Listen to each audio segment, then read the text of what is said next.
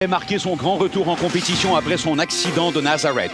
Mais les médecins de l'équipe en ont décidé autrement. La voiture numéro 33 sera donc de nouveau pilotée par Bertrand Godin, qui retrouve ainsi une autre occasion d'établir sa notoriété comme pilote de premier plan.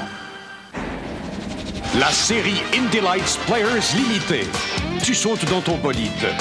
Et même si tous les coureurs roulent avec la même voiture, sur les mêmes pneus, avec le même moteur, à ces vitesses-là, c'est toi qui fais toute la différence. La série Indy Lights, le futur est déjà présent. Players Limited, une tradition d'excellence. Le scénario dramatique se poursuit dans le cas de Claude Bourbonnais. Il devait revenir ici. Pourquoi n'y est-il pas, Bertrand? On a fait des examens plus approfondis. On a découvert qu'il n'était pas vraiment complètement rétabli. On n'a pas voulu prendre de chance. Alors Claude va laisser son volant à Bertrand Godin. Et Bertrand Godin, pour lui, ça a été un apprentissage difficile à Détroit, mais belle progression à Portland. Oui, dans la première séance d'essai à Détroit en piste, il était à 6,3 secondes de la pole. La dernière séance de qualification à l'autre épreuve à Portland, il était à 4 dixièmes, donc qualifié 3e et 3e en course. Belle performance avant son accrochage avec Robbie Buell. Et comment se sent Bertrand Godin? Eh bien, il est en compagnie de Didier Scrannon. Messieurs? Bertrand Godin, le malheur des uns fait le bonheur des autres. Oui, c'est sûr. J'imagine que Claude doit avoir vraiment une grosse déception. Moi-même, je le voyais dans cette auto en fin de semaine et puis c'est une très, très grosse responsabilité de le remplacer. 6e, c'est bon? Oui, c'est bon, mais disons que c'est toujours mieux. Quand il y en a 5 devant, c'est toujours achalant. C'est ceux-là que je regarde, mais faut pas que j'ignore ceux qui sont en arrière non plus. Bonne chance! Merci. Surveillez bien au départ, Nick Firestone n'y est pas. Bertrand Godin est seul en troisième ligne. Firestone déjà au puits de ravitaillement. Le verre est donné et on roule dans les rues de Toronto avec Moore, Boyer, Buell très agressif. Il y a Andretti 4e et Bertrand Godin qui réussit à garder sa 5e position. Donc cette course est lancée. Voilà déjà dans la portion rapide le long de l'avenue Lakeshore, vers le virage numéro 3, qui évidemment est le véritable piège sur ce circuit de Toronto. On accélère, surveillez, le verre est donné, donc c'est relancé cette épreuve. Greg Moore, Doug Boyer, Robbie Buell, Andretti et Bertrand Godin est là très largement à l'extérieur. José Luis Di Palma.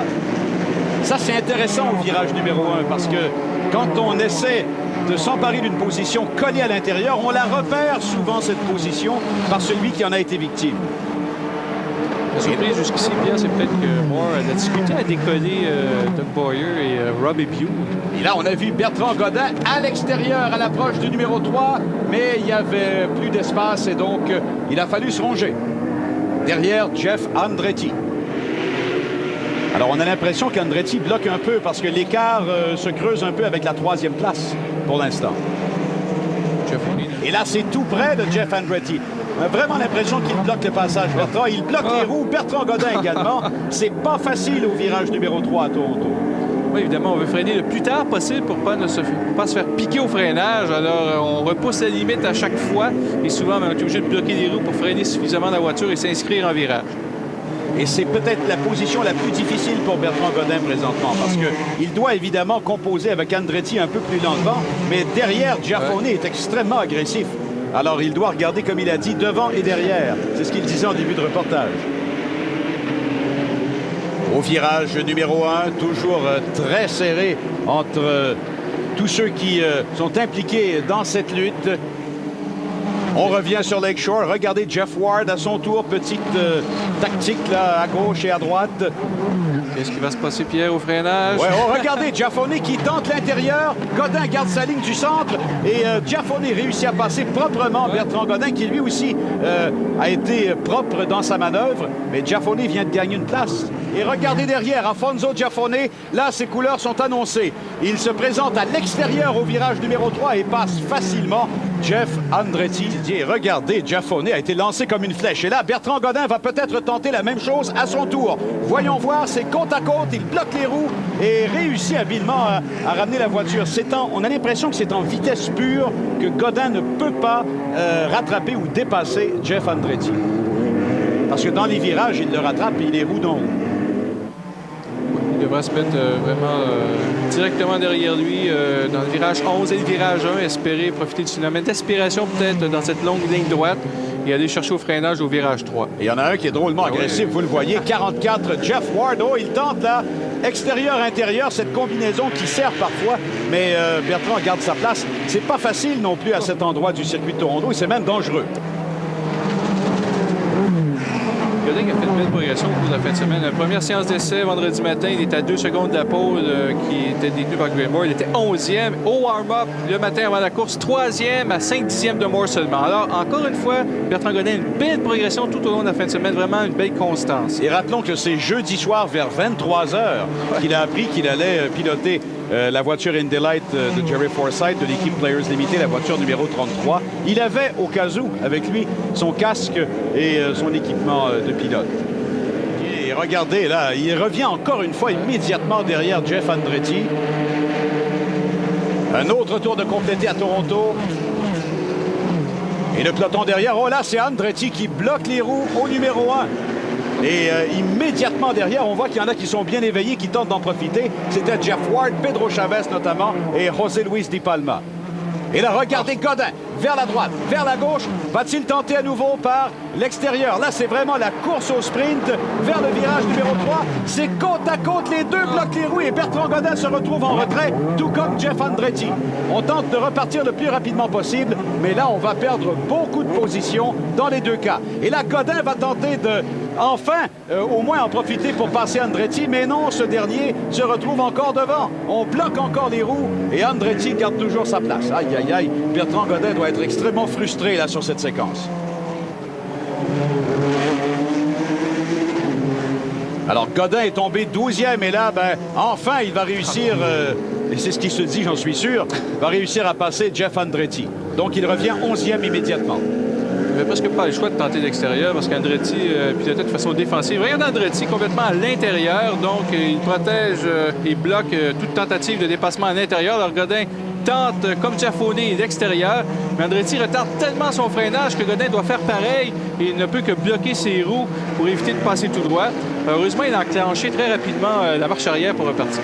Et il y en a un qu'on a vu très agressif, peut-être un peu trop, à la limite, Jeff Ward. Regardez où il se retrouve présentement. C'est la fin de la course pour lui et ça va amener un drapeau jaune. On va voir à la reprise la perte de contrôle de Ward. Belle glissade.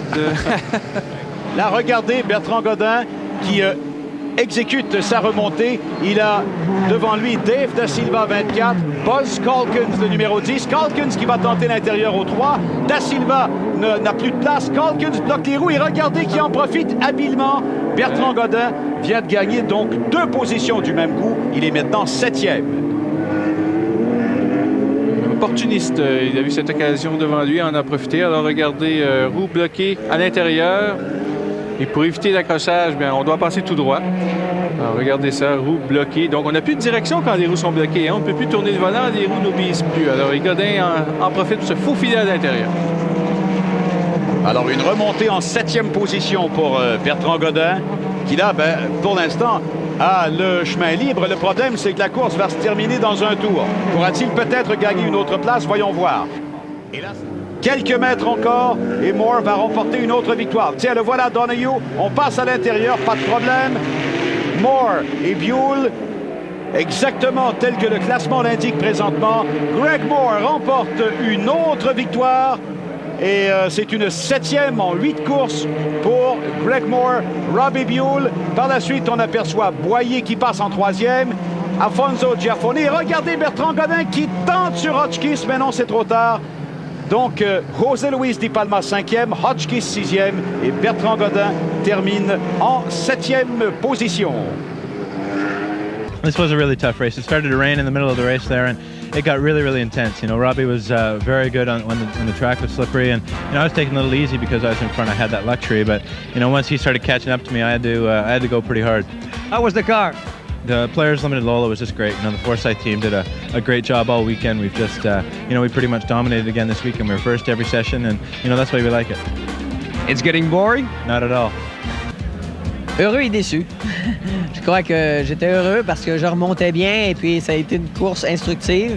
Déçu parce que ça aurait pu être un podium et donner encore à Players Limited et à Forsyth tout le travail qu'ils m'ont donné. Donc, c'est partagé. Ici Pierre Houde, au nom de Bertrand Houle, Didier Scranen et toute l'équipe, nous vous disons au revoir et à bientôt.